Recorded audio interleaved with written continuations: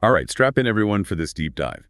We're going deep into the dark world of Richard Ramirez, the Night Stalker, a case that truly terrified California.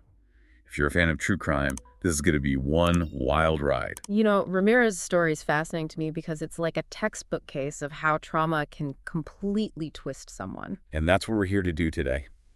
Unpack it all. We've got court documents, psychological analyses. We even got our hands on some rare eyewitness accounts from back then. It all helps paint a picture of this notorious serial killer. We're going way beyond just a list of facts, though. We're going to try to explore, what actually turned Ramirez into this monster. Okay, so let's start with his early life. El Paso, Texas. Many people say his childhood is where all this darkness comes from. Yeah, it was a breeding ground for violence, that's for sure. We know he was severely abused by his father. But there's this one incident that really stands out to me. When he was just a toddler, a dresser fell on him, and he got a really bad head injury. And head injuries, especially that early, can have lasting effects. Oh, absolutely. And later, he was knocked unconscious by a swing at one point. So you've got this, potential for some neurological problems. Some experts even think that these repeated head traumas could have led to temporal lobe epilepsy. And that can manifest in some people as increased aggression, even hypersexuality. And then there's his cousin, Miguel Mike Families, Vietnam War vet. This guy was like something out of a horror movie. Mike had a huge influence on young Richard. I mean, huge. He exposed Richard to the absolute worst of humanity. He'd brag about all the terrible things he did in Vietnam. Yeah. And he'd show Richard these Polaroids of his victims, women he had, raped, murdered, and even mutilated. It's just unimaginable to think about how that must have impacted a child, especially in the environment Richard was already living in. Exactly. Constant exposure to violence, graphic images, horrible stories. It all desensitizes you. It warps how you see what's normal. And in Richard's case, it may have even planted the seeds for his own sadistic tendencies. And then it gets even worse, because he witnessed Mike murder his own wife in cold blood. Yeah, just imagine that. A young kid seeing a family member doing something so brutal. It just shatters your sense of safety and normalcy.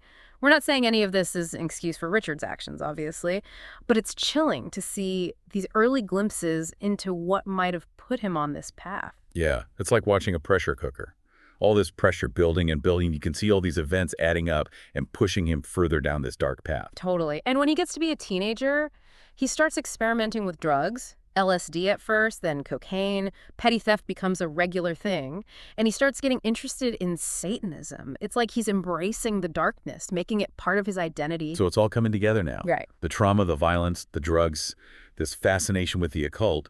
He's being molded into something truly terrifying. You got it. And by the time he's in his early 20s, he's drifting between San Francisco and Los Angeles, caught in this spiral of drugs, burglaries, and petty crimes. This is where the monster truly starts to emerge. Which leads us to 1984, the year Richard Ramirez officially becomes the Night Stalker. His reign of terror begins with the murder of Jenny Vinkow in Glassell Park. Brutal crime set the tone for everything that followed. Jenny Vinkow, 79 years old, a widow, stabbed over and over again in her sleep. Her throat was slashed so deep she was almost decapitated. Even for experienced investigators, this level of brutality was shocking. What's interesting, though, is that even in this first crime, you can see the beginning of his MO, breaking into homes at night, usually through unlocked doors and windows, targeting people in their sleep, and often combining the burglary with violence. Yeah, these become the trademarks of his crimes. It's what made him one of the most feared serial killers in American history. Right, and over the next few months, things get worse. He tries to murder Maria Hernandez, but mistakenly thinks she's dead. And then just hours later, he murders Dale Okazaki. It's this seemingly random selection of victims that really starts to terrify people. No one felt safe. The media started calling him the Night Stalker, and that name really captured the terror he was spreading. And what's important to remember here is that the police are still trying to connect all the dots. They have some clues, like the footprints from Avia sneakers at a few of the crime scenes, .22 caliber bullet casings, but they don't know who they're looking for yet. Like trying to catch a ghost. You know something's out there, but you can't quite grasp it. Yeah, exactly. And as this is happening, Ramirez gets bolder. His crimes get more and more violent. And it all leads up to what many consider his most horrific act, the murders of Vincent and Maxine Zazzara in Whittier. This case was a turning point, don't you think? Not just the murders themselves, but how absolutely depraved the crime scene was. I agree. The Zazara murders really shocked even the most experienced detectives. The violence was just off the charts. The way he mutilated Maxine Zazara's body after killing her husband, pure sadism. It's like he wasn't satisfied with just killing anymore. He had to inflict pain and terror, leave his mark in the most horrific way possible. And this is where the satanic imagery really starts showing up too, you know? Inverted crosses carved into the victims, pentagrams drawn on the walls, him making victims swear to Satan. It's like he was performing some kind of twisted ritual. Chilling. It just adds another layer of fear to an already terrifying situation. The public is in a frenzy, and the pressure on law enforcement is intense. And the attacks don't stop. He attacks Whitney Bennett next, a 16-year-old girl in Sierra Madre. She survives, but just barely. I read about that case.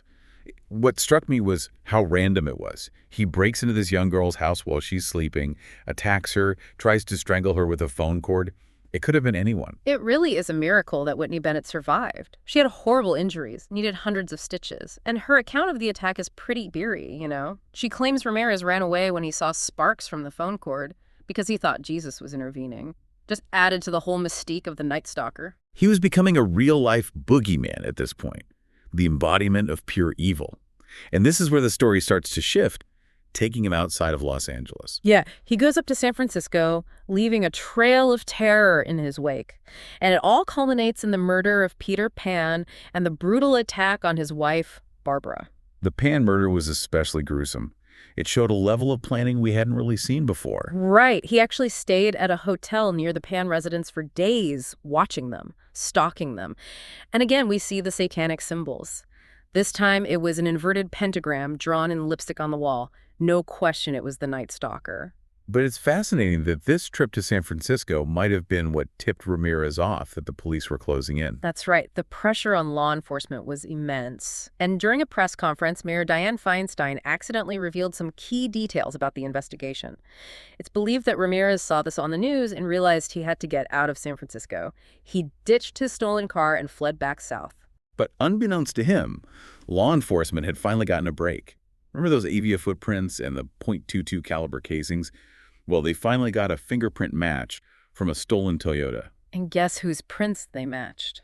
Richard Ramirez, a name that was totally unknown to the task force before this. Crazy, right. They had his fingerprint on file this whole time and had no idea they were even looking for him. That's a chilling reminder of how close he came to getting away with it all. And here's the really unbelievable part. Ramirez is back in Los Angeles, totally clueless that his face is all over the news. The police are circulating his mugshot like crazy, warning everyone that the Night Stalker has been identified. And that's where this story changes, from one of terror and fear to a story about bravery and the power of community. Because Ramirez was actually caught by a group of everyday people in Boyle Heights. It really is like something you'd see in a movie. Ramirez, desperate to escape, gets spotted by a 13-year-old boy named James Romero. And somehow, this kid manages to memorize his license plate number. What are the chances of that? It's incredible, but that's exactly what happened. And while Ramirez is out there trying to steal another car, completely unaware that the police are right behind him, fate steps in. He tries to carjack a woman named Angelina De La Torre. But her husband, Manuel, sees what's happening and decides he's not going to let that happen. Armed with a metal fence post. Not your average citizen's arrest. Nope, not at all. Manuel hits Ramirez right over the head, and everything breaks loose. Ramirez, dazed and bleeding, is chased through the streets of Boyle Heights by an angry mob. They tackle him, beat him, and hold him down until the police arrive. Can you imagine being one of those officers? You respond to a call about a carjacking, and you find the most wanted man in California being held captive by a group of everyday people. Such an amazing story. It really shows you the power of community, the courage of ordinary people who decided to fight back against this terror. It was the end of a nightmare that had gripped Los Angeles and beyond for over a year. But the story doesn't end there. This arrest was just the start of a very long and complicated legal battle. One of the most sensational trials in American history, really. And that's exactly where we'll pick up in part 2. We'll dive into the trial, the media frenzy surrounding it, and the final chapter of Richard Ramirez, the Night Stalker. Last time, we left off with that crazy scene of Ramirez getting captured. It wasn't just the police, it was a whole neighborhood that brought him down. It was a moment that, the whole nation was watching. This terrifying figure, the Night Stalker, who had been out there for so long, finally brought to justice by everyday people. But that wasn't the end of the story. Not even close. The arrest was really just the beginning. The trial itself was this whole other saga. It wasn't just like some quick open and shut case. It was a media circus from the start. Absolutely. It was huge. Everyone was watching. News vans everywhere outside the courthouse. Every single detail was all over the headlines. And Ramirez, even though he was locked up, he seemed to kind of love all the attention. Yeah, he really played up that villain role, didn't he? Oh, totally. He would flash satanic symbols in the courtroom, make threats, even attacked a bailiff at one point. It was like he was trying to live up to this image of being the ultimate evil, the one the media had made. I bet finding a defense attorney was nearly impossible. Oh, for sure. Some big-name lawyers wouldn't even touch the case. Can you imagine? The pressure was immense. So much evidence, the public wanted blood, and Ramirez was completely unpredictable. So who ended up representing him? A team of public defenders. They had experience, but they were facing an uphill battle from day one. I mean, the prosecution, led by Phil Halpin, they had tons of evidence, fingerprints, eyewitness accounts, ballistics, and those Polaroids that linked Ramirez to a lot of the crimes. So it sounds like the defense's only option was to try and find holes in the prosecution's case. Yeah, pretty much. They challenged everything, tried to come up with other theories, questioned how reliable the witnesses were. Well, that's a valid point, to be fair, especially given what happened. It was dark, stressful. Memories can be tricky after something traumatic. Definitely. They even brought in an expert witness, Dr. Elizabeth Loftus. She's a really well-known psychologist who studies memory. And she talked about how trauma affects how we remember things. She said it's possible some witnesses might have, without realizing it, filled in gaps or remembered things wrong because they were so stressed during the attacks. I'm sure the prosecution had a response for that. Oh, absolutely. They pointed out that a lot of the victims spent a good amount of time with Ramirez, so they had plenty of opportunity to see him, remember his features. They brought up details that multiple victims had mentioned, like his really bad teeth. Yeah, that's not something you'd easily forget. Right. And then there were those Polaroids. Some of them showed Ramirez wearing jewelry that he'd stolen from the victims. That kind of evidence is pretty hard to argue with. It sounds like the defense was kind of grasping at straws. I mean, in a way, yes. But their strategy did manage to delay the trial, which was something, at least. They filed motions, asked for postponements, even tried to get the judge, Michael Tynan, removed because they said he was biased. Wow, they really tried everything. They had to. The stakes were incredibly high. But the trial wasn't just legal strategy. It was a spectacle. The media was all over it. And then, on top of everything else, something crazy happened. One of the jurors was murdered. Yeah, it was shocking. Phyllis Singletary, one of the jurors, was found dead in her apartment. You can imagine the fear in that courtroom. People thought Ramirez was somehow behind it, calling the shots from jail. That must have been a huge blow to the case. Oh, it was. But thankfully, it turned out that her boyfriend had killed her in a fit of jealousy before killing himself. So a tragic coincidence, but one that definitely added to the whole drama surrounding the trial. For sure. But even after that, the trial went on.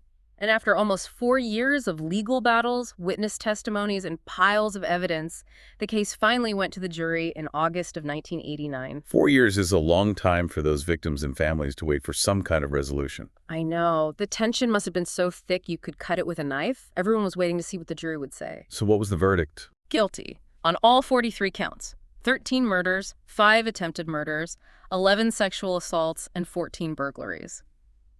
This was September 20, 1989. Wow. The prosecution got everything they wanted. Yeah, a total victory for them. It was a huge relief for all of Los Angeles, too. The Night Stalker was finally going to be held accountable. But even with a guilty verdict, the story isn't over. No, there was still the question of sentencing. Would he get the death penalty? That was the big question. And that brings us to the final chapter of this really chilling story. We've been on this journey exploring the twisted path of Richard Ramirez, the Night Stalker. We've seen how he went from troubled kid to a figure of absolute terror, the trial, the capture, and now we're here at the very end. Right. After that guilty verdict, the big question in the courtroom was, would he get the death penalty? It was a huge decision, not just for the jury. It felt like it was weighing on everyone, the victims, families, everyone in LA who had lived through all this. I can only imagine. What was it like in the courtroom during all this? Oh, it was tense, incredibly tense. The prosecution laid out their case, the brutality of the crimes, how Ramirez showed no remorse, the danger he posed to everyone. It all pointed to the ultimate punishment. What about Ramirez? How was he acting during this? Totally defiant, no remorse, almost like he was happy about it all. He really saw himself as this, like, anti-hero, this dark lord who had chosen the path of evil. It sounds like he was still playing to the cameras, even with all the evidence, the guilty verdict. He still wanted to control how he was seen. Exactly. He even gave this really chilling statement to the court, a speech that people still talk about today. He was ranting against society, embracing his darkness, even kind of taunting the people judging him.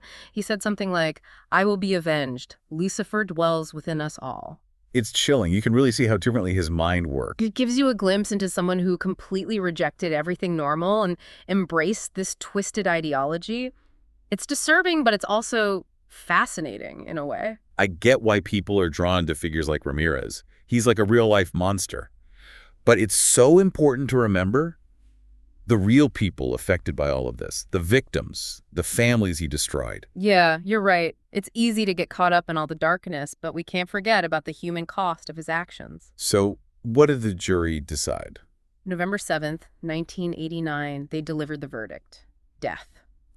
Richard Ramirez was sentenced to die in the gas chamber at San Quentin. I can only imagine the relief for the families. It must have felt like justice was finally being served. It did, but Ramirez's story still wasn't over. He lived on death row for another 24 years, his case going through appeals and all that. And during that time, he actually became a kind of celebrity, didn't he? Yeah, he got fan mail, did interviews, even got married to one of his supporters, Doreen Leoy. She was convinced he was innocent. It's so strange, this weird fascination people have with serial killers. It's like the more awful they are, the more interesting they become. It's hard to explain. I think it's a mix of things.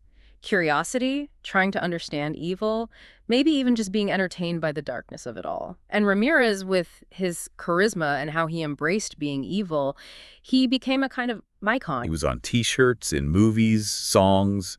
He became more than just a criminal. He became a symbol for our deepest fears. And Ramirez knew how to play that up even from prison. He'd give these cryptic statements, taunt people. But even with all the attention, everyone trying to figure him out, he stayed a mystery. He's a reminder that sometimes there's just no explaining pure evil.